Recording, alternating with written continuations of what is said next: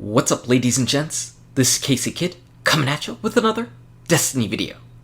Today we're going to take a look at the Rise of Iron again, but we're going to focus on the Archon's Forge.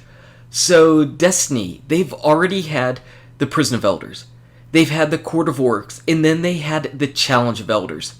They are really struggling with trying to find that endgame PVE type activity that players are going to want to come back to week in and week out, that's different from the raid, because these other activities can either be done solo or in groups of 3, which is a far cry from the 6 people you would need to complete all the raids, except for Crota's End. But overall, these other PvE experiences are lacking, and I made a video a little while ago, and it was talking about how I would personally go about looking at and changing the Prison of Elders in order to make it more worthwhile and viable to the players. But people don't typically like those just off the top of your head brainstorming type ideas. They'd rather see it in actual action as opposed to just imagining a fantasy world of what's going to happen and what's going on in the game or what could potentially happen. So what they're doing in the Rise of Iron is they're going to release the Archon's Forge. And this arena is going to be in the Plaguelands, and if we listen to Game Informer, they're saying that it's a mix between the Court of Orcs and the Prison of Elders as far as length and just activity in general. So what I want to do is talk a little bit about the Archon's Forge, what we know for sure, what's been confirmed, what we can hope for, and some of our questions and concerns that we might have about the Archon's Forge. For starters, let's talk about how it actually fits into the lore. The Archon's Forge is actually a piece of fallen technology / history / ritual that they undergo, so whenever we go there, we're actually pretty much interrupting their ritual. The Archon's Forge is basically how the Fallen test themselves to see who can move up the ranks of their class system. So whenever we're going in there, what we're going to do is we're going to fight wave after wave of Fallen enemies, probably Splicers as well. But I would imagine it's all Fallen themed enemies that we're going to be fighting in the Archon's Forge. And aside from the horde of enemies that are there are also boss battles at the end. But apparently there's a timer. And in order to get to the boss, you're going to need to make sure that you're on a timer. So I would assume that we can look at it like the Court of Orcs, how whenever we pop something like an antiquated rune, we have a set number of time until the antiquated rune runs out, and after that the boss disappears.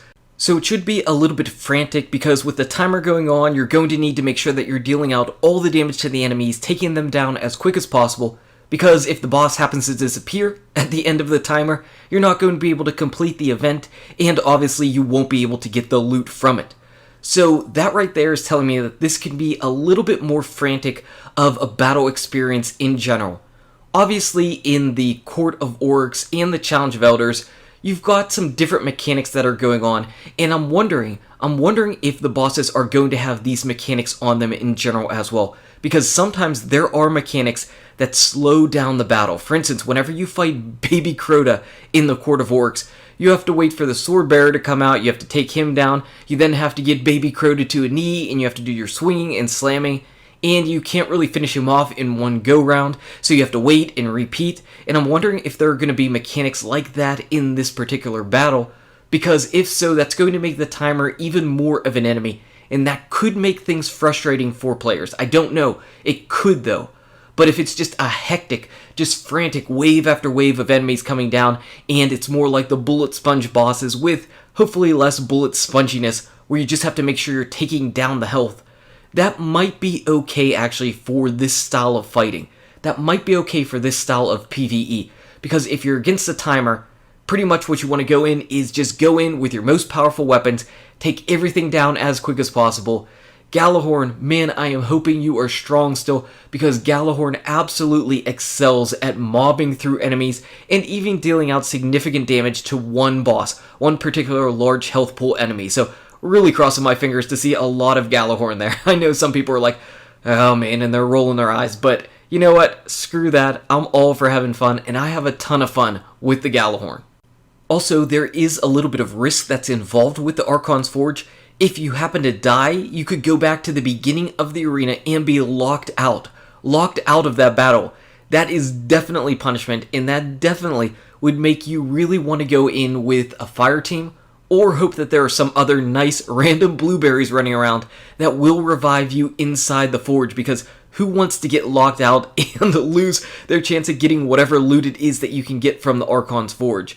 Definitely a really interesting mechanic, and yes, just like the Court of Orcs, there will be people that are blueberries that are able to enter the arena with you, and just like the Challenge and Prison of Elders, you can go in with a fire team of your own, so it should be a really interesting dynamic that's going on in there. Only time will tell if there are going to be a lot of people in there, or if it's kind of going to be a ghost town like the Court of Orcs often is. And like we talked about with the Prison of Elders, and the Court of Orcs to another extent, the only way players are going to come back and play and play and play is if they're getting rewarded for their efforts. There needs to definitely be significant and worthwhile loot to grind for there. So whether it be just amazing weapons or amazing armor, players need something that they have to go for and strive for and get. And Game Informer talked about the Archon's Forge being a place where you can get endgame class items, so endgame light relevant class items. I don't know what about the weapons though. I don't know about the armor, if it's going to be light capped or not. It might be a little bit lower. For instance, right now you might be getting 330 gear from a package, but you could get 335 gear from other activities like the raid. So will you end up being able to get only something like 380 gear from completing the Archon's Forge, but you could get 385 class items? I don't know. We'll have to wait and see.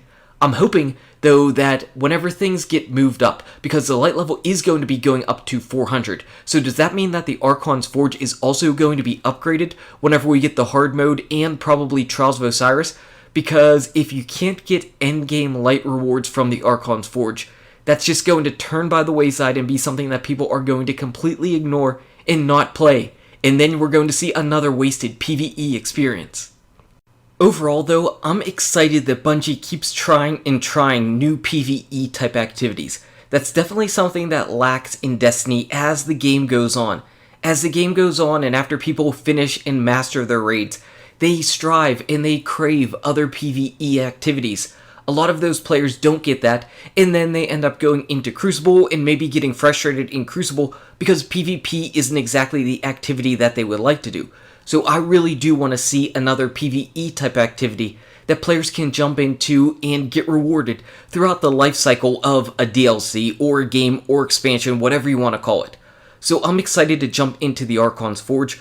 Only time will tell though if it's 1, a good game mode, and 2, if the rewards are rewarding enough to get us to go time and time again back and forth into the Archon's Forge, into the Plaguelands, and just to grind for this loot. We're gonna have to wait and see. Anyway guys and gals, thank you so much for watching. If you enjoyed this video, smack that like button and subscribe to the channel. Check out these awesome videos. Good luck with your raids, your drops, your Rise of Iron, and I'll see you around in Destiny. Forge me, Archon.